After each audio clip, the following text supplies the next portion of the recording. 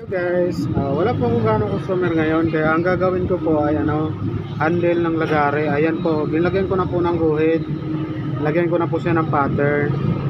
Tara guys, papakita ko po sa inyo kung paano ko po gawin.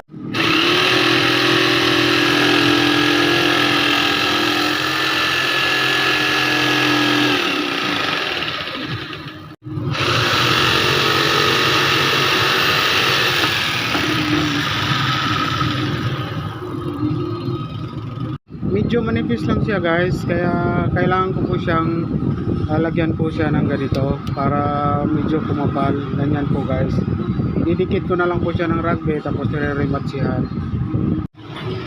Lalagyan ko po siya ng rugby guys. Ito po yung pagdikit ko, rugby lang po. Bali ganito, ipagdikit ko po silang dalawa.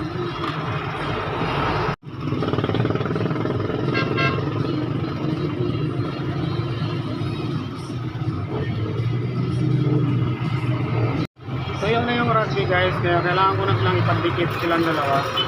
Ayan po. Ay tatlo pala po sila. Ayan. Ayan guys, okay na guys. Yung dito naman po guys, kailangan ko po siyang lagyan ng dito po.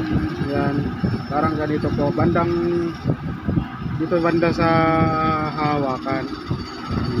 Didikot ko po ito ng rugby tapos lalagyan ko po ng rematsi. Bakit natin ang kasama ko yun eh? Ayun. Oo.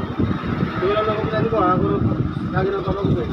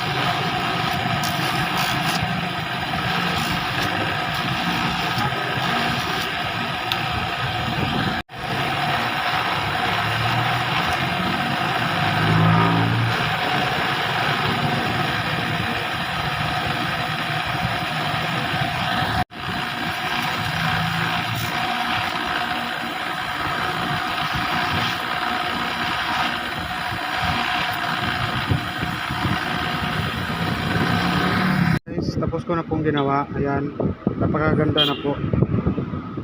Sobrang tibay po to nyo guys. PVC po kasi to.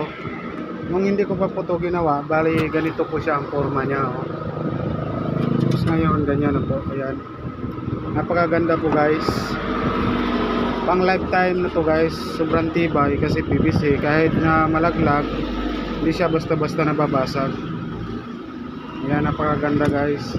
Thank you guys, thank you for watching. Sana nagustuhan nyo. Thank you, bye bye.